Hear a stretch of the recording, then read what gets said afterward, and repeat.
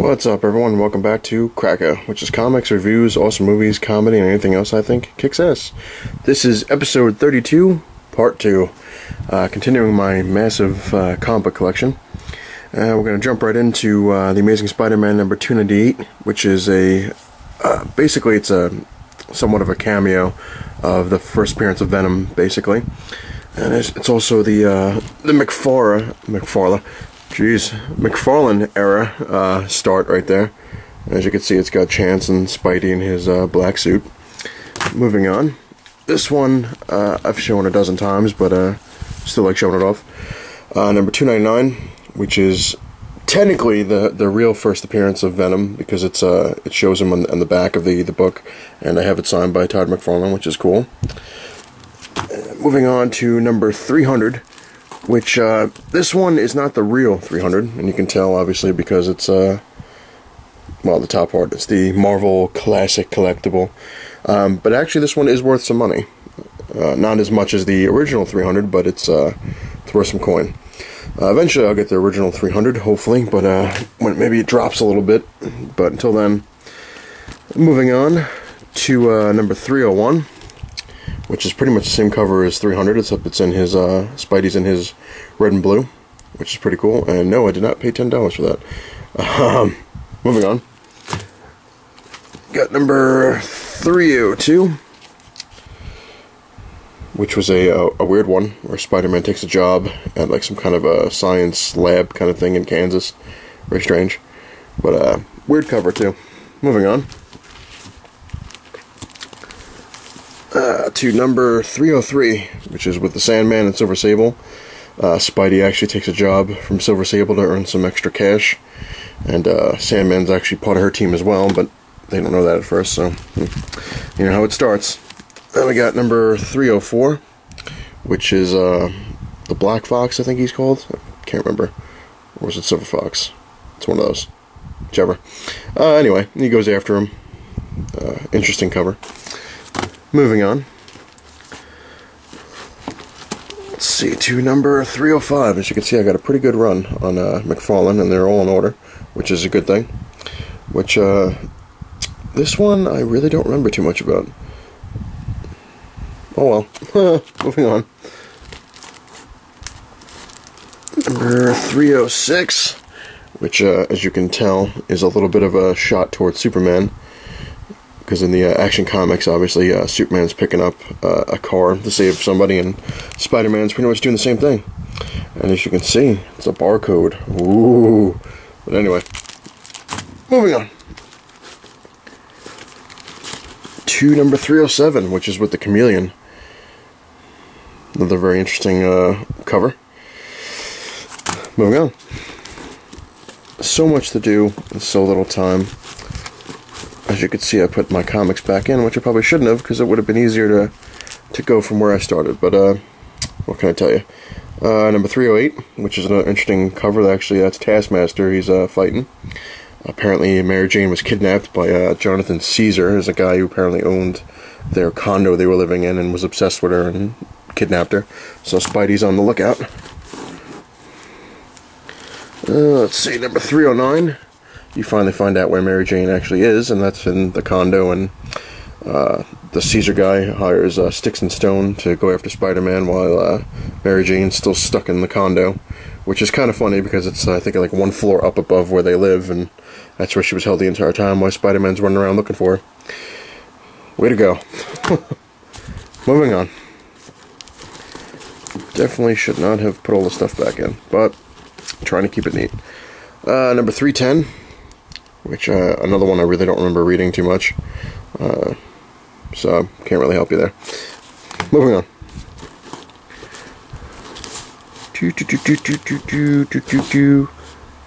Number 311, which is Mysterio. It's actually a pretty cool cover. I like it. McFarlane did a good job. Very interesting. I love how he did the little 311 on the bottom there. Very cool. Another one of my, let's see here. Ooh, going out of order here. Bear with me. Like I said, should never put the stuff back in, but number 312 is one of my personal favorites because I'm a huge Green Goblin fan, and I always wanted to see him fight the Hobgoblin. And now I got my chance. Very interesting issue. Very cool. Moving on.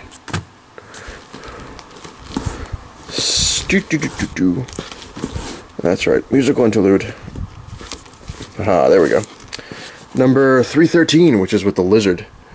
Which, a fun fact from what I remember reading, is McFarlane got paid, I think it was $780 something to do this issue. And he was claiming he was getting ripped off, I think he was saying. But Marvel apparently sold this issue, and it was such a good issue, especially with the lizard and the artwork, that it sold more copies than it originally predicted. So they made a small fortune off of this, and McFarlane kind of got pissed. But hey, if you make $700 something on a book, and you know, it's a, like I said, it's a cool issue. It's really cool looking too. I love the cover. But if you make $700 something on a book in the late 80s, early 90s, that's a pretty good deal. But that's just me. Moving on. 314 is another lovely issue. I just thought it was a cool cover.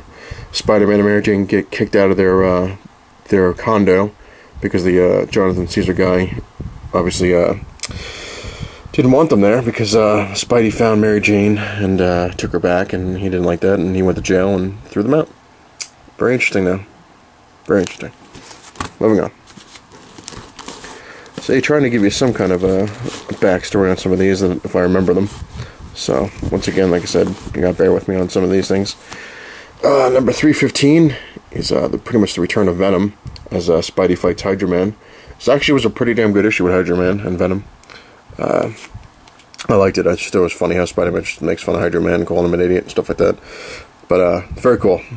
Definitely worth finding if you like Spidey and Venom. Number 316, which I recently got, thank God. It's full thing with Venom. Venom's awesome. I love how McFarlane drew Venom and Spider-Man. He was the best at it. I haven't seen anybody really come close. I mean, I do like Steve Ditko, who is the original Spider-Man creator. And Eric Larsen's actually pretty good with Spider-Man too, so I really can't say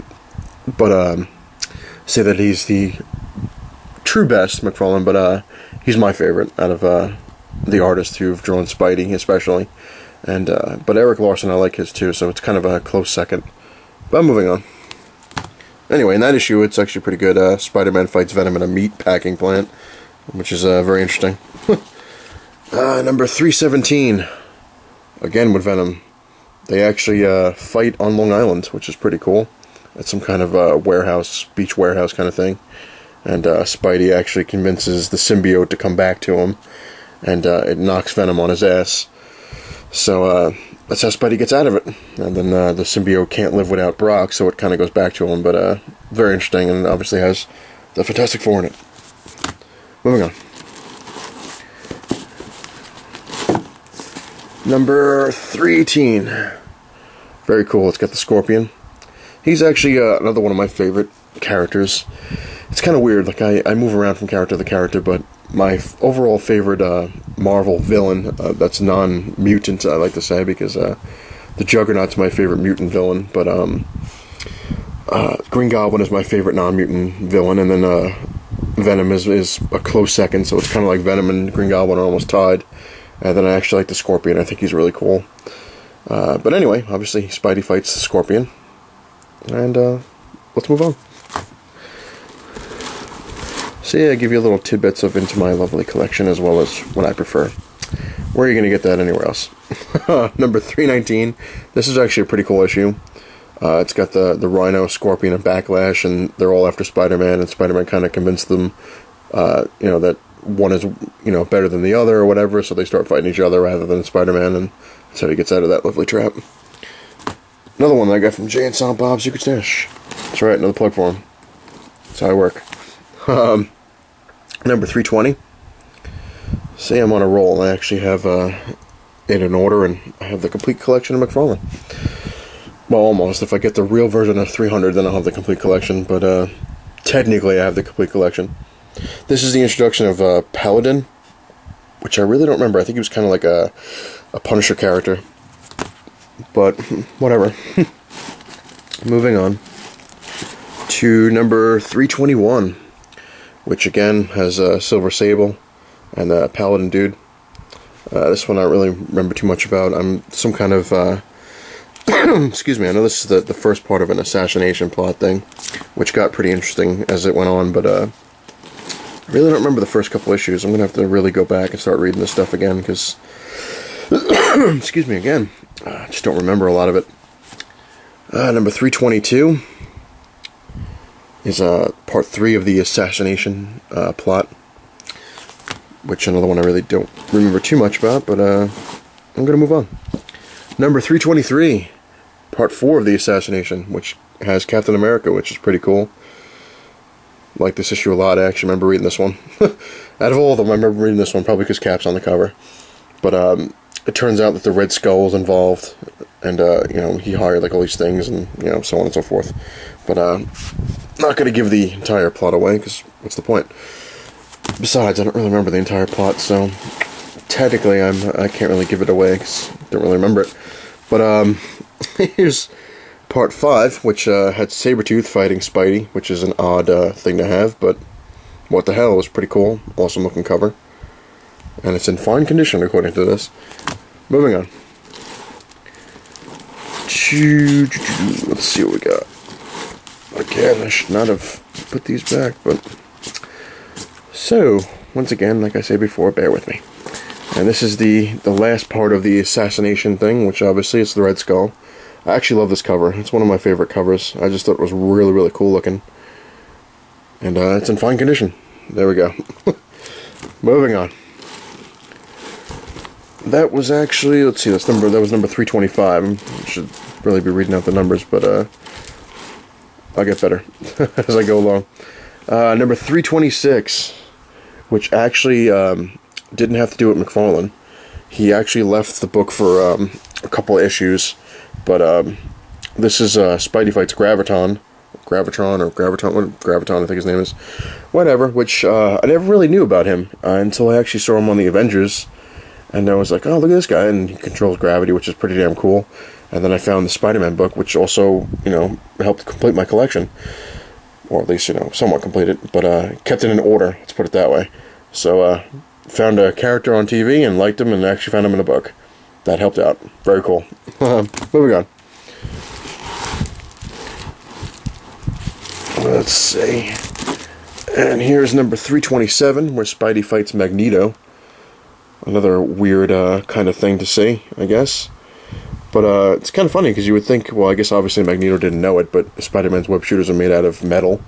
So I guess if he knew, he probably could have just lifted Spider-Man and tossed him. But that never happens.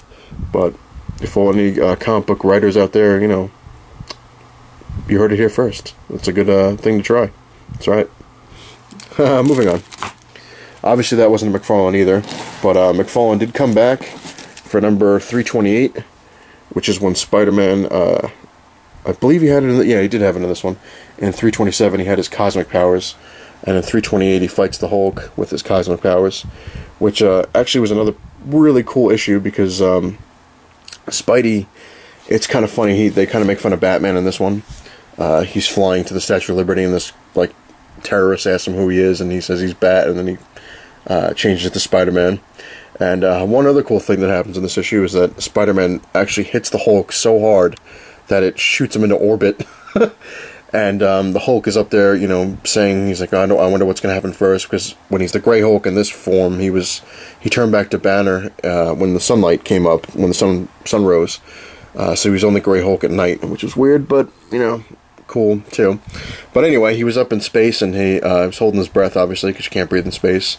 And he was saying that he can hold his breath for a very, very, very, very, very, very long time, so he wasn't afraid of that, but he was worried which was going to kill him first, the sunrise, turning him into Banner, and him exploding, or him freezing to death. So, but Spider-Man flew up there and got him, because apparently Spider-Man can fly with his cosmic powers. But very interesting issue, and this was actually the last issue McFarlane did on The Amazing Spider-Man. So, very cool. And, you know what? I think I'm going to show you one more, maybe. Let's see what I got. Yeah, I'll show you one more, and then I'm gonna probably stop it here, because don't want to have the issues too long. But this is number 330, which, as you can see, I skipped number 329, which I don't have, but I'll get it eventually. But this is one of the runs of Erik Larsen. He's in it, like I said. I loved his work, still like his work. I believe he created the Savage Dragon, which is pretty cool. Did a very good Spider-Man. Obviously, he teams up with the Punisher. This is another one I really don't remember. But anyway, I'm going to stop it here at number 330. And we're going to, if you come back for part 3, I'll continue my lovely saga. As you can see, I have plenty more to go with Amazing Spider-Man and stuff like that. Very long box.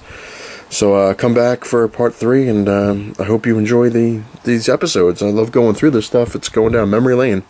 I just wish I could remember a lot more about it. Anyway, see you at part 3.